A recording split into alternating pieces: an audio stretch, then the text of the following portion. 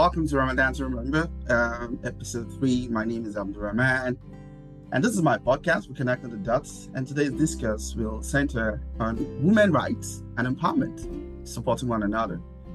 And with me on the show today is a special guest, a co-host, Rafia Akiwande.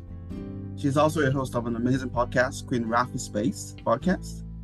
She will be sharing insight on the powerful topic, which we're going to be discussing today. It's going to be really very interactive. Welcome again to the show, Rafia, and thank you for honoring the invitation. Thank you so much for having me. It's definitely a pleasure to be here. Thank you. You're welcome. So before we delve deeper, on this conversation on the topic of today, so I would like us to first let's reflect on the beautiful verse from the Quran that emphasizes the dignity and the worth of all people. And this is Surah Al-Hujurat, Quran 49, verse 13. So the verse translated says, "O humanity, indeed, we have created you from a male and female, and made you into nations and tribes, that you may know one another. Indeed, the most honored of you in the sight of Allah is the most fearing of you." And in Surah Al-Tawbah, Allah also states that the believers, both men and women, are guardians of one another.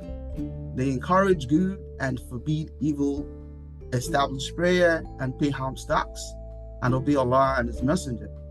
It is they who will be shown Allah's mercy.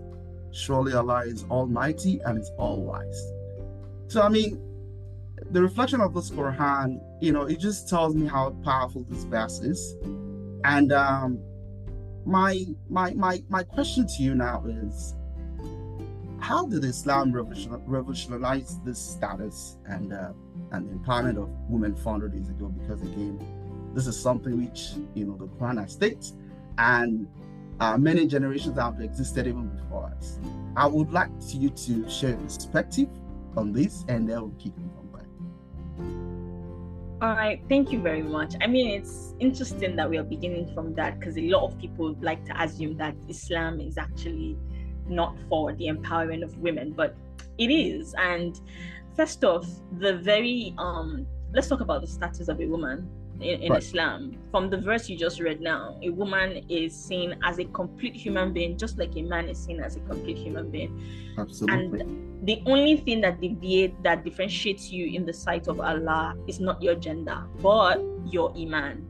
Your faith in Almighty Allah is what distinguishes you. So before the coming of Islam, women were not seen like that. Women were seen as properties. Women were seen as, I just have some of the very bad words in my head, but I'll stick with property. Women were just seen as things. Yeah, we were seen as properties. We were seen as something for men's pleasure, something for entertainment, so that was how women were viewed. We weren't seen as a complete human being. We were seen as kind of like half of a human being, for a lack of better word, where it's like, okay, yeah, a man is a full human being, and then if you have a woman, let's just manage. We had people in the olden days burying their daughters alive because they didn't see any benefit that the woman was bringing to the table. We were seen as the weaker sex. We're seen as not really profitable to the runnings of economy and stuff like that.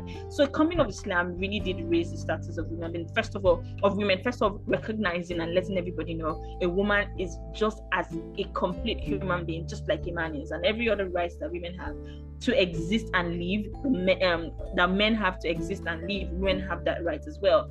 And then when you move into like education as well, Islam is very clear. Education is for everybody, not just for a man or a woman. Like, everybody deserves to be educated. That wasn't something that was the norm, before the coming of Islam. A lot of people felt like only men deserve to know how the runnings of a government was going to be. Only men deserve to be like in business and stuff.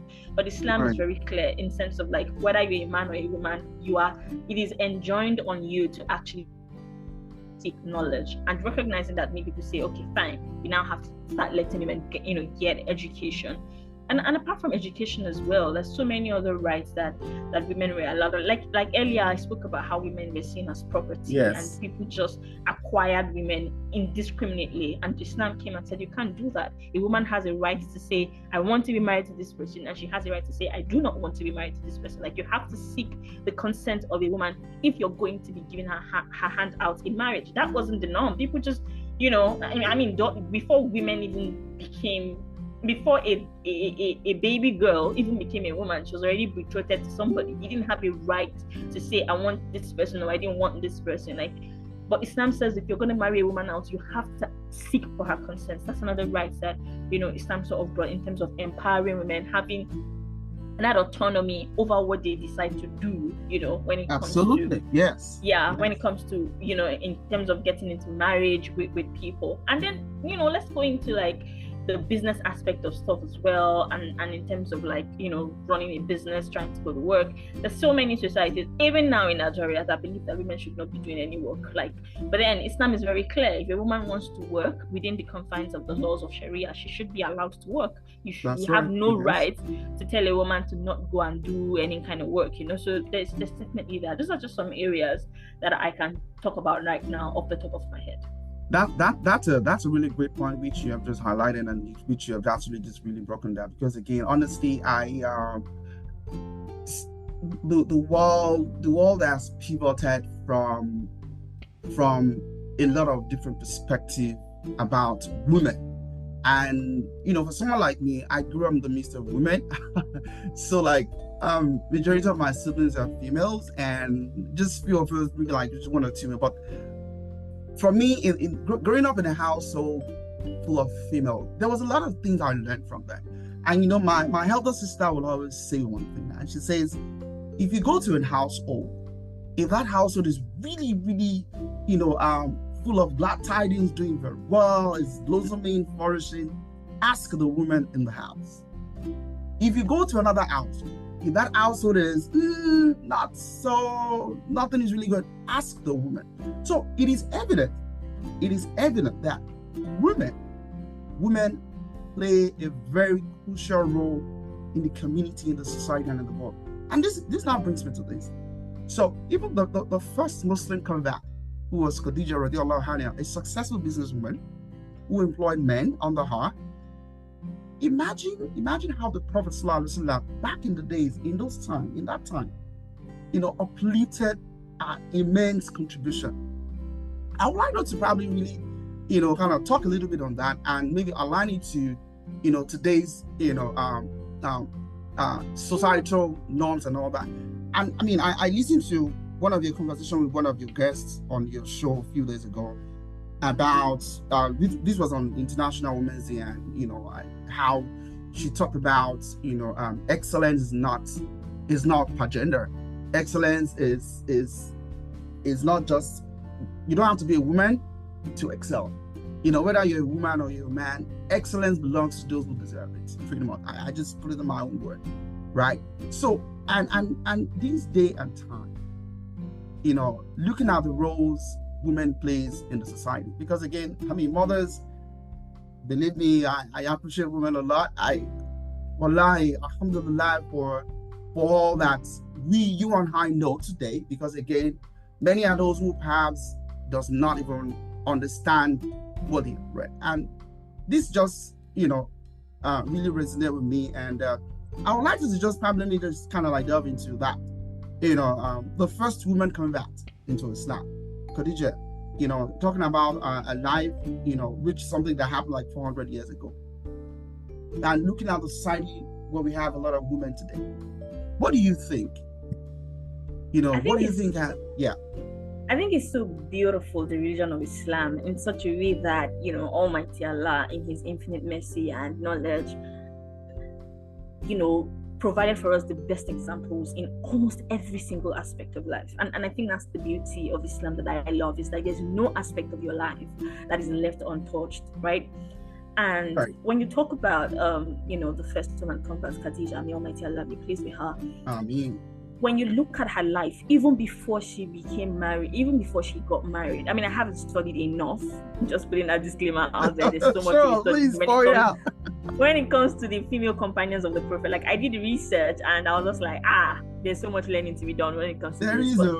Yeah, but see, before she even got married to the Prophet Muhammad sallallahu alaihi wasallam, she was previously married, and when she left that marriage, she said she didn't want to be married, and she decided I didn't want to be married anymore. I wanted to focus on my business. Like, and even though she was not married anymore and she wanted to focus on her business, that was not an excuse for her to be, quote unquote, an immodest woman. Everybody spoke about how modest Khadija was. Everybody spoke about how upright she was. Everybody spoke about how she had principles, Everybody spoke about how you knew that you were dealing with an honest person. You knew you were dealing with somebody who was principled, right? That tells you the degree of the kind of person that she is. And even when she finally gets married to the Prophet sallallahu alaihi wasallam, and even the process in which she proposes to marry the prophet, she having her friend go ahead, it tells you so much about how we as women, as Muslim women, there are a lot of people see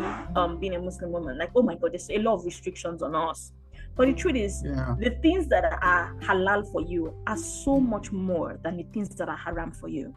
Right. So when you look in her life, you see how she was, confident enough. She had autonomy to say, I don't want to be married anymore for this phase of my life. And she stood there, did her business. That tells you that as a woman and a Muslim woman, you have the right to tell yourself, this is how I want to live my life, provided you're doing that under the tenets of Islam. Nobody has the right to shame you for that. That's right.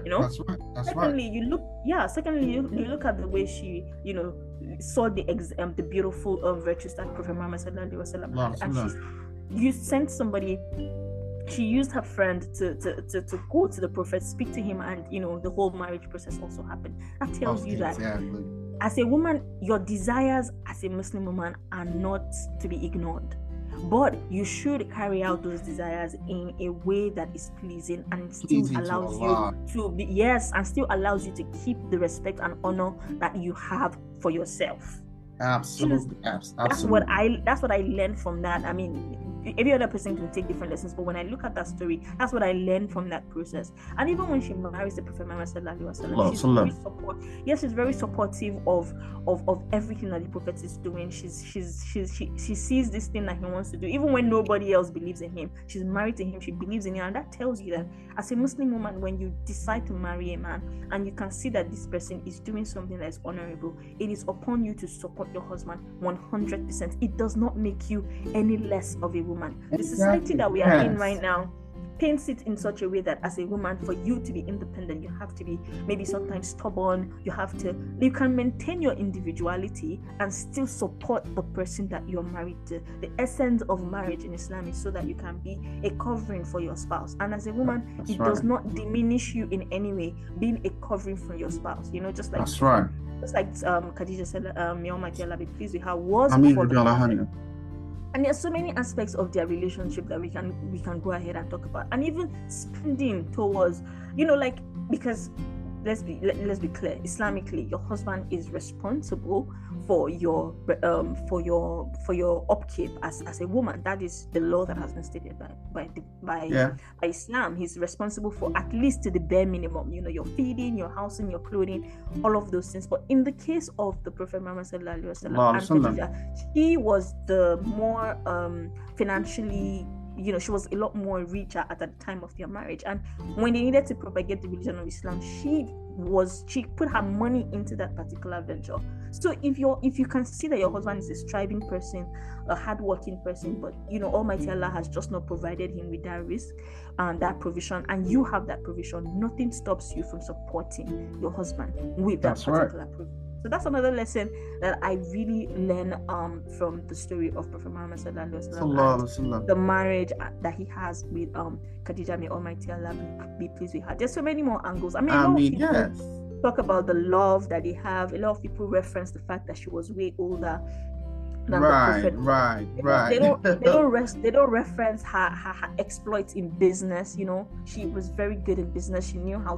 She was a woman, she knew her limitations, but she employed the right people, gave them that money and expected the profit. Like that tells you how smart, and how intelligent she was to realize. And that's the thing, as women, the truth is, as a woman, That's right. That's right. Based off of how we have been sorry, let me just add this point. Based off of how Sure. we have been created by Almighty Allah, clearly there are definitely some strengths that we have and some weaknesses that we have, and there is absolutely nothing wrong to acknowledge those weaknesses and find a way to mitigate those. Don't see that as something that makes you sad. And I know that sometimes you might think of it as, oh my God, why is this one there? But Almighty Allah's wisdom is something that we could never completely understand with our limited human nature. We can never lie. Muslims means that you have to own those weaknesses and find a way to mitigate those in the best way that Almighty Allah will be pleased with. That's right. And just to add to the point which you have also like stated right now. So again, like looking at all the facade, in our various Islamic community or Muslim communities across the globe and all that. And I was actually having a conversation with a friend of mine a few days ago, and we're discussing about Surah An-Nisa, the verse about the surah of the Quran about women. And we were like, you know what, if only a lot of women today really understand how Allah has admonished them in the Quran and all of the things that Allah has bestowed upon them as women. Women are the only one that is permitted, it is wajib for them to pray in the house. They don't have to go to the masjid, right? Because that's how much Allah honors women, right? And this just brings me back to, the facade of the society today where, as people do not read anymore. People have failed to read. And when you fail to read, you probably just feed your mind to garbage in and garbage out, right? And even the Quran, Allah says the best among of you that He is choosing are those who have, some traits. And these traits are that person who reads the Quran constantly. Don't just read the Quran, but understand the Quran. Understand the Quran so you are able to establish the connection with the Book of Allah. And the third one is those who ponder and reflect on the Quran. And not just ponder and reflect on the Quran, but also follow the Book of Allah, comply, follow the commands of Allah. And the fifth one are those who, those who actually relay the message of Allah. You see how clearly Allah has actually, stated everything, and actually Allah has provided everything. And at the end of the day, this now just brings me to another question, right? Which the Prophet ﷺ, he said, whoever has a daughter and does not insult her, nor prefer his sons over her, Allah will make him enter paradise. So Rafia, what lessons on uplifting daughters can we derive as Muslims and as people who live in the community or in our various Muslim community today? I think that the very first thing is to recognize that your daughter is just as, like I said earlier, back to when I started the episode, is just as valuable. When I'm using as, it's making me feel like, I don't know. Your daughter is a full human being, just like your son is, and your daughter deserves every bit of training, every bit of understanding, every bit of discipline that you give to the boy child. Not less, not more, in the way that it is needed, because every child is different, and what every gender needs from a parent is different. That's right. And I've always said this, right? Thankfully for me, I grew up with a dad that was very active in our lives, and I never ever for once saw a difference between I and my brothers growing up as a daughter with my dad until I left my house to go for secondary school. That was when I realized, there is a way a girl should do this, there is a way a girl should do that. And those were mostly societal standards, That's right. Yeah. Yes. With Islamic teachings, like I was sent to school just like my brothers. I was both Islamic and Western education. Western education, right? Yeah. In terms of like a curfew for when to get back home, my brothers didn't have to stay out at more times playing when I would be inside cooking. No, everybody in my house learned how to cook. Everybody in my house participated in house chores. So it's recognizing that your daughter is an important part of your family as well. It's understanding that your daughter is going to have you, if you're a father, for example, your daughter is going to have you as a benchmark for when she goes outside in the world for the man that she's going to pick to be her husband. You're either going to be a good example or you're going to be a bad example. That's your choice to pick. And that's why the Prophet Muhammad you know, because a lot of men, like I said, before Islam came, it's like a lot of people saw that women were just properties, or like, oh, a female child is going to go will get somebody else's name. Do you know the beauty of it is that Islamically, as a woman, when you get married, you do not even have to change your name. So guess what? Your daughter gets to keep your name for the rest of her life. Exactly. If you really just did the research, and this is on both ends, both the women and the men. If you really just did the research, if you really just knew the knowledge that you're supposed to know, you would know that your daughter remains your daughter, even if she marries 500 different people in this world. Absolutely, you know? Absolutely. And there's a beauty. This is probably not like Islamically backed or anything, but there's a softness that your daughter brings to the table that I don't think that you might have with a son. There's a beauty that a daughter brings to the home. There's a girly side that we bring in. A certain kind of peace and joy that, you know, it's just beautiful to have, and to take that away from a daughter because the first place that your daughter develops her self-esteem, right, is from the home. And I think that's why Prophet Muhammad says that you do not insult your daughter, because if you don't give your daughter that self-esteem from home, how is she supposed to get that self-esteem outside? How is she supposed to recognize when something wrong is happening? If your daughter cannot run back home, what have you done to yourself? You know, I think I don't know if I'm remembering this very correctly, but I'm thinking there was probably some sort of situation at some point, and I think Fatima, the daughter of Prophet Muhammad, Allah be pleased with her, she went back home, and her father never chased her back to her husband's house. He listened, you know, very clearly to what was wrong with her and tried to provide some. So I know I'm not quoting the exact situation correctly, but I know there was some where Fatima went back home and cried to her father. But if you have not created that safe space, if you have been insulting your daughter, you have not seen her as a full human being, how will your daughter come back home, feel free enough to come back and say, this is what has been done to me? It's so interesting that we're saying this, because just recently, I think one of my last episodes, I was talking about going home. I ran home as well when the stress of everything was when everything was getting to me. And my dad picked me up from the airport, and we spoke, and I came back and I'm feeling happier than ever before. But if you've not created that safe space for your daughter in the first place, how will your daughter be able to come back home? Why will your daughter even go out there and choose better for herself? You know? That's right. And it's such an amazing thing when you've raised a confident daughter that even the man that comes to ask for her hand in marriage recognizes the value that he has, and he doesn't want to mess up. He does not want to mess up, because he knows that if anything goes wrong, there are people that are going to be calling from my head, you know. So I think for me, when I listen to what you said, I think that's what it is knowing that's that. Right. Go on. Yeah, is knowing that the world is harsh out there to women. Yes. So it is up to you to create that safe space for your daughter first, so she has that confidence to face whatever the world puts throws at her.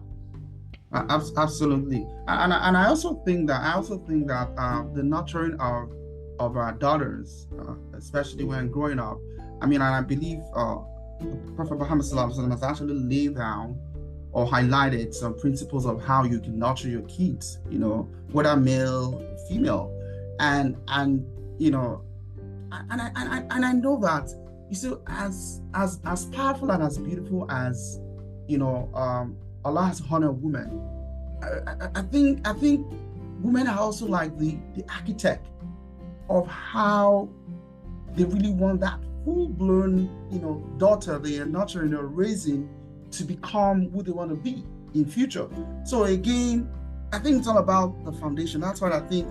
You know, just like I was having a conversation with a friend, and you know, he told me, oh, you know, like my daughter's Arabic teacher, says, hey, you have to also have time, for the daughter, so that way, like everything. And I said to her, look, you know what? Of course, the Arabic teacher is right, because the truth is, it is a 50-50 bind. Like, the Arabic teacher can only do what they need to do, or what he or she needs to do to teach the child the Quran.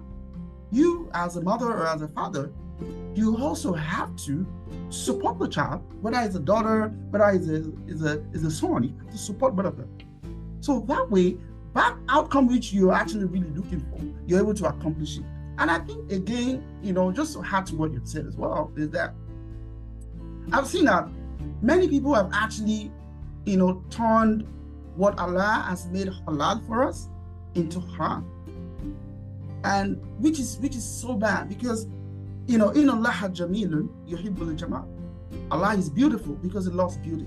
So imagine how beautiful Allah, has created the entire world, and does not want any harm to even touch us at all, right?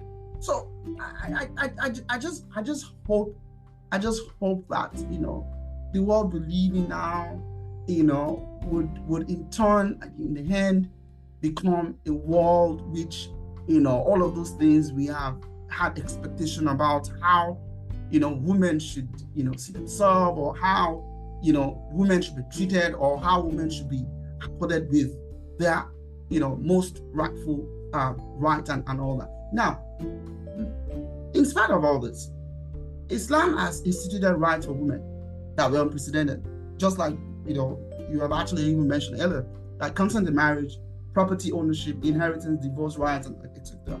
How should this enlightened framework to inspire the Muslim societies today? I think that, first of all, the Muslim society, and I love what you said earlier, do not make what Almighty Allah has made halal haram. And I realize that this is so much more valid when it comes to women, sadly. Or maybe because, or let me just say in my opinion, because I'm a woman, and that's where I'm viewing the world from. That's where I'm viewing, Islam from. So let me say this. First off, we don't have a lot of women understanding what our rights are to start with. Let me put it that way. And unfortunately, the people who have the knowledge suppress the aspects that they don't find palatable to them. So I think that for Islamic societies, the very first step, the very first place to start will be to, first of all, not suppress the knowledge, however unpalatable it might sound. That's to right. Whichever part of the gender. Because if Almighty Allah has laid it down, it is definitely for our benefit, whether we can see the immediate effects or not. That's one thing I believe. And if Almighty Allah has said something is haram, then that thing has no benefit in it for us, regardless of how we want to swing it. That's and true. Then for my ladies as well, in the Islamic community, we can complain so much. I mean, we complain a lot about, how the male scholars are, saying one or two things that are not correct and everything. I think that we need to educate ourselves more, and that includes me myself.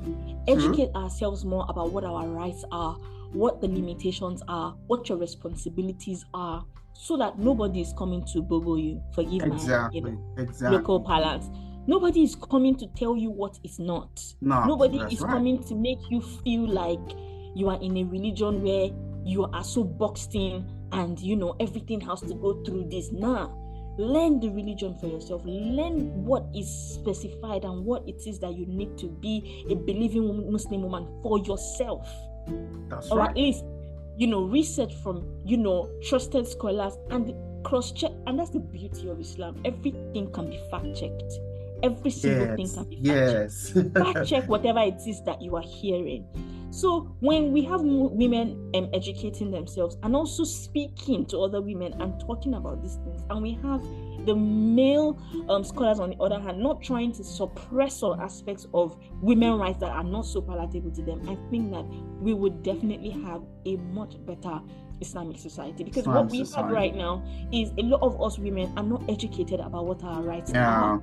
That's true. And then we have the people who know the knowledge, suppressing some aspects of it. And then most importantly, the last thing I want to say is, as a Muslim society, we have to recognize that every other thing, every other law, every other tradition is secondary to the religion of Islam.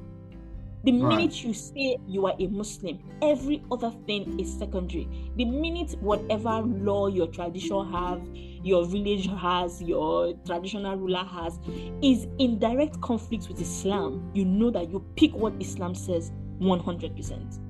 That's right. Because I think that's also where we are having a lot of issues when it comes to women's rights and Islamic rights that are already being bestowed onto women. We have the cultural rights coming in there, and we have, sadly, a lot of people favoring the cultural rights over the Islamic rights. Exactly. Yeah, you're very, very right. Yes. And that should not be so.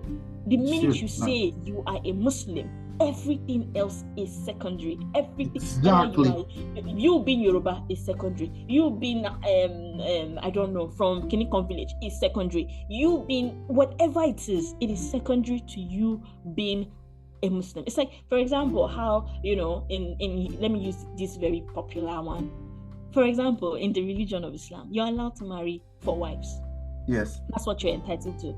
You're really in the Yoruba culture, you can marry as many wives as possible. There's no limits. Yeah.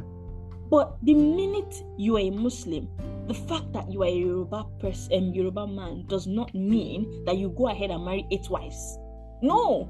Islam has already cancelled that for you, you don't do that. Now let's go to another thing that I think affects women, because I think this one was just mainly male, centered. So now let's talk about the conversation of divorce. Yes. Right. Divorce is something that has been 100%, as much as it is disliked by, not the first thing, it's like the last resort. It is allowed for women to say, I don't want to be married to this person anymore based on A, B, C, D, E. And you have every right as a woman to ask for that if you know that you're legitimately no longer interested in that particular marriage. Now, what we do, and I'm Yoruba, so I'm going to use Yoruba. When a Yoruba woman now says she wants to divorce somebody, very valid reasons, domestic abuse and whatever, you now start hearing, that should not come to mind. That should not, like, that should not come to mind as a Muslim. If you've seen that this woman has valid reasons to leave a particular husband, your thought should not be about whether the society is going to be frowning on it because, quote unquote, ni Yoruba, kodako dale moshu, or whatever. It should be on, is this woman following the correct Islamic principles as regards this? That should be the first thought. But that's not the first thought. People don't usually think about that. They don't go to that at all. Their mind just quickly goes to no, and they start bringing up all kinds of stuff, and you're asking yourself, but this is a right that Almighty Allah has granted me. Why do you want to take it away from me because of culture? Now let's even talk about like some other laws that are not cultural. Say, I don't know how to put this one. Let's talk about child custody, for example. If there was some sort of divorce, when it comes to the religion of Islam, the woman is first in line for custody. Nobody else is first in line for her child. Absolutely. But you see people having to circumvent that, bend the rule in a way that you deny a mother the rights to her child. Why? And then you start bringing all kinds of other things to, like, why? And this is done by Muslims. Why would you do that? Why would you want to do that when we know that? So like there's so many other, even properties, right? Yeah, property. We already have a laid down rule of how property sharing should go in Islam. Yeah, sure. Why is it that all of a sudden we are Muslims, so a woman loses her husband and everybody just wants to rush in and not even care about the correct Islamic sharing of inheritance? They just move in, you just acquire things. It's like you start to ask yourself, it's like we in our Muslim societies, it's like we are Muslims bought something and then everybody starts. I'm like, what is this? And I'm not saying that I'm 100% on the, but it would just be nice. And not nice. It would actually be the most correct thing if we remember that Islam comes first and every other thing is secondary. That's Yeah, I right. think I'll That's right. Yeah, just round up absolutely. there. Absolutely. Yeah, those are great points. And I just also want to say that. So like let us even look beyond right, beyond just right. So like let us look at the importance of female scholarship and Quranic education for truly empowering the next generation of Muslim women.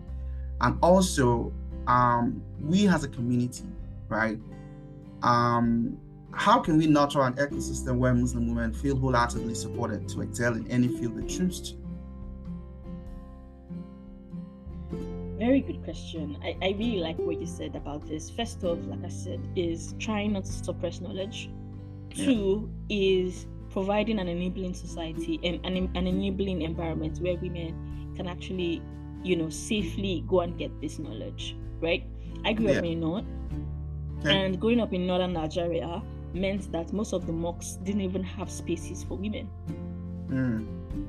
to even come to pray or listen to the lectures or listen to the khutbahs. You understand what I'm saying? And that even translates into some Islamic schools only saying they want to have only male students. How are we expected as mothers to groom the next generation of Muslims if we don't have the knowledge and if we don't have the right environment to learn this? We already know that our religion is against free mixing, so it's important that space is created for Muslim women to be able to learn these things, and also for Muslim women to also stand up and become interested, because that's another thing. A lot of us Muslim women seem to just be laid back and not interested in trying to get that knowledge. You're not interested in trying to research more. Thankfully now there is the internet, right? So you as a Muslim woman now, you can stay in the confines of your home and you can get that knowledge off of the internet. You can do your research about the places that offer us the very good knowledge, because now there's just so many jargons on the net as well. Look for the places that give very good knowledge and be interested, be hungry to get that knowledge. Do not see seeking Islamic knowledge as the exclusive rights of men. No, it's not. The Prophet had a lot of female scholars, a lot of female companions, a lot of female scholars as well. I mean, we have a ton of hadiths that was related by, our mother Aisha, may Almighty Allah be pleased with her. So you have to realize that it is not, because I think a lot of women see it as but you don't have to be. You just need to have the knowledge so that you can be able to knowledge and understanding. Yes. The knowledge and understanding to teach your children, the knowledge and understanding to be able to teach the people around you, to be able to talk to your friends around you. And that is so important. And this goes to me as well. Like, it's never too late to go back to Islamic school to go and learn that Islamic knowledge for yourself. So women as well, we need to show more interest and stop being laid back about the situation. And on the other side, the men have to also find a way to create enabling environment for women. Like I said, our religion doesn't allow free mixing, so that means that if you're building a space for Islamic knowledge, you know that you have to have the you have to have the space that the sisters can come into very freely and be able to listen to the lecture as well. If you're going to build a mosque, you have to have the space for women to be able to come pray, so they can also listen to the khutbah, listen to the lectures, listen to the sermons that are being given. Because as well, in as much as we've been allowed to stay at home and actually pray and all of that, we do know that to seek some of this knowledge, we have to leave our house. And to be able to leave our house and be able to listen and get the knowledge that we want, that enabling space has to be there. Because you don't expect now for a Muslim woman to stand up and go and sit down in one chair where men are just also staring. Like, free mixing is not allowed. So we have to create that space. So that's absolutely. Yes, I mean, these are some of the ways we can actually create like a very befitting and supportive ecosystem where women thrive and excel in the period feels they intend to do and all. Because again, even in the time of imagine the days of the Islamic dynasty, like the Ottoman empires and all that. Women were fighters. Like, they literally were fighters. They were able to do multiple things. In fact, they were fighters on the battlefield. They took care of the house. They took care of the society. So I mean, it's a lot of things we can actually make reference to as regards the rights of women, how best women can also be empowered and to continue to, because again, and also Islam allows us to establish a guidance for us, a way that we can actually help to support women in our society, because it is really very important, and because women have to be protected regardless. They have to be protected, even whether you're a Muslim or you're not a Muslim, right? Women have their own stipulated rights, which is being bestowed upon them by our Creator. And again, before we wrap up this conversation, so I would also want to say that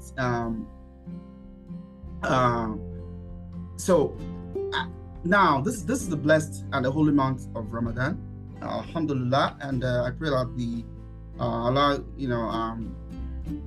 provide us with the strength and with the iqbal to actually complete this holy month of Ramadan and count us worthy of those that would witness the holy month from the start to the finish, inshallah.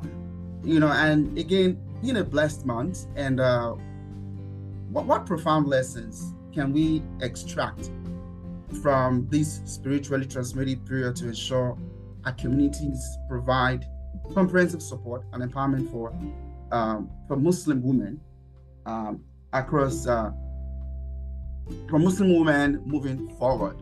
So I would say that, just like all of the things you have also highlighted earlier on, Muslim women should be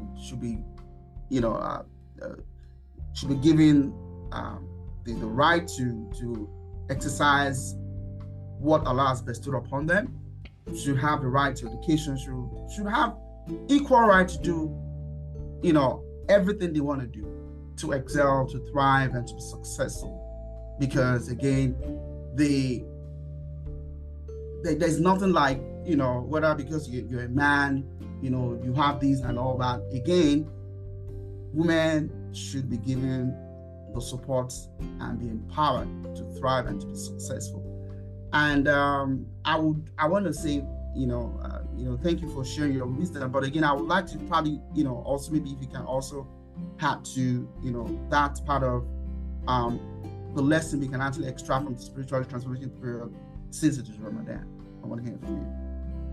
All right, thanks. I would just say this. Ramadan is definitely one of my favorite times. I can't even lie. Yeah. But it usually didn't used to be like that. Growing up, for me, it was, oh my God, you need to cook. You need to cook, and I'm not. I mean, like, do I cook well? Yes. Do I love to cook? Absolutely not. And I really didn't see the beauty of it as much. I think I started to enjoy Ramadan honestly when I got married. That's the truth. I really started to, because I started to understand what Ramadan is about, and the very baseline of what Ramadan is to help you gain that taqwa of Allah, help you gain that faith in Allah. And when you recognize that, you would realize that some of the extra things that we try to do are not necessary. I mean, I'm very grateful to my husband. I remember the very first year of Ramadan when we got married, I was really struggling to wake up, The man sat me down and said, you don't have to do this. Don't stress yourself. I would figure out, how to balance. So yeah, what I would say is, look at how stressful this moment can be for some women and try to be of help. If you're married, make it an easier situation for your wife. If you can handle sahur and let her handle it, which is what I and my husband did in the first year that we got married. He would handle sahur and I would handle iftar, because he realized it was not really the easiest thing for me to do. So he would do that. He would handle sahur and I would handle iftar. And sometimes when he could see that we're both visibly tired, he would say, you know what, let's just go and eat out. It's not that serious. Like, this time is supposed to be dedicated to the worship of Allah. So don't make it, because there are a lot of Muslim sisters out there who, as this Ramadan is coming, everybody's excited. They're just thinking about how stressful it's going to be in terms of having to cook. Meanwhile, you're sitting there, reciting the Quran and feeling really, really connected. Meanwhile, I know that we also get blessings from like cooking and feeling, but we also want to read the Quran. We also want to, join the Tarawih prayers. That is another thing. The Tarawih prayers as well. Please try as much as possible to be patient with us sisters. Yeah, we might take 1 or 2 minutes before we get our hijabs. Be patient enough to wait. being patient enough to wait for them to join in, in the Tarawih prayers and just those little activities. And I think what is important for us to take as a lesson is to realize that this time is for us to attain, that belief in Almighty Allah, for us to attain that tawakkul. And what that tells you is that it's not about what you do as a woman, it's not about what you do as a man. And what is important is what you do in worship. So in any way that you can support one another in achieving that worship is what should be the very basis, and not just in Ramadan, even outside of Ramadan. Because I'm on Twitter a lot and I see these arguments every time: Muslim sisters God, Muslim brothers God. And it's like, you all do realize that none of you is going to get an automatic ticket because you are a Muslim woman, or automatic ticket to Jannah because you are a Muslim man. You're only going to get it by the mercy of Almighty Allah and by the work that you put in. So that is the basis of what Islam is about. It's not about Muslim man person. Because I think that we've come to a place where we've pitched each other against ourselves, and that's not what it's supposed to be. We're supposed to be brothers and sisters. Sisters, absolutely. Looking forward to one simple goal: worshiping Almighty Allah in the best way possible to attain His mercy. That's what we should all be focused on. And I think Ramadan comes to remind us of that. And that absolutely is one important lesson that we can apply even during Ramadan and beyond. Indeed, this is a Ramadan to remember, and really both actually reflecting, because again, every Ramadan is always a chance, an opportunity for us to launder our image before Allah, make things right. And it shouldn't even be when Ramadan comes, but again, like, take advantage of Ramadan, because again, I also like to clarify and say that and based on scholars, Ramadan is not about cooking or food. Ramadan is a month where you ponder, you reflect, you take advantage of every single moment, minute, second to get the mercy and to have the mercy to get the mercy of Allah, right? So again, thank you for sharing your wisdom and inspiring words. And it's indeed, a Ramadan to remember. And as Islam teaches us the importance of equality and empowers women to reach their full potential. So I would like to just, kind of like throw it, I would say a little challenge to our listeners or to our viewers out there, which is, taking an action, right, to find a cause that supports women empowerment, and dedicate some time or resources to make a difference. Every little bit counts. It counts a lot. And just before we kind of like end the session, like, what message do you have for the teenage Muslim girl, or the adult Muslim women and sisters who are probably struggling to understand what your right is and all? So just a message. What message do you have for them? And inshallah.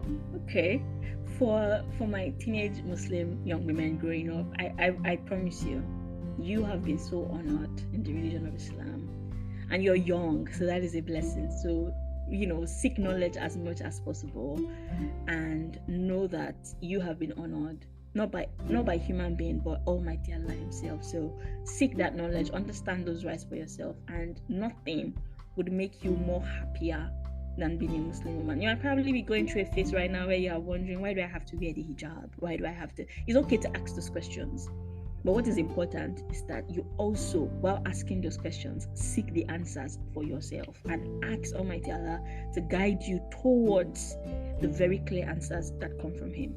This is the point where you're asking all the questions. Ask them, because those questions will form the basis of your faith. For my adult Muslim women, I think you probably crossed the questioning part, and you probably crossed the questioning part, and you've come to that place where you've settled down completely into the religion of Islam. I say to you, congratulations, and I want you to know that the journey doesn't end there. The journey doesn't end there. When I say the journey doesn't end there, it means that you owe it upon yourself to make sure that the younger ones understand the things that you have struggled with, so they don't have to struggle as much as you have struggled. And if you're still having that phase where you're having confusion, it's still okay. Speak to Almighty Allah about it, whether it's about marriage, whether it's about career, whether it's about anything that you want to do, because now you're much more aware of.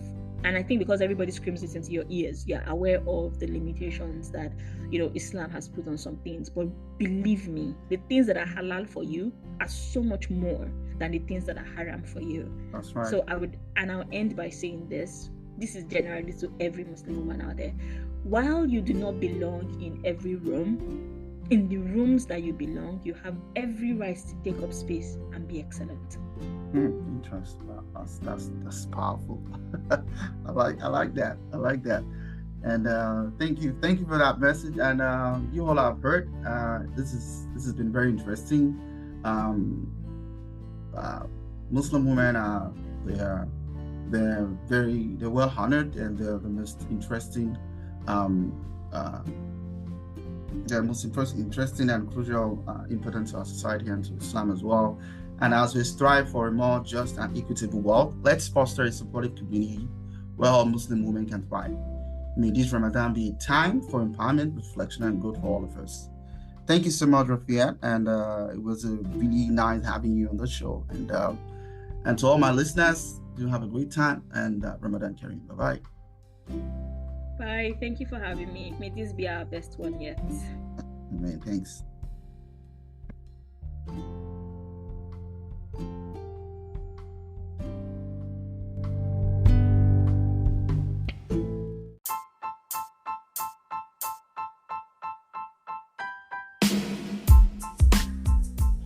Thank you for joining me on this episode of Reconnecting the Dots podcast. I hope you found inspiration and valuable insight to help you in your journey of personal growth. Remember to subscribe to my podcast on Spotify, Apple iTunes, or Google Podcast. And stay tuned for more episodes filled with exciting stories and topics to help you become the best version of yourself. Until next time, keep striving for greatness.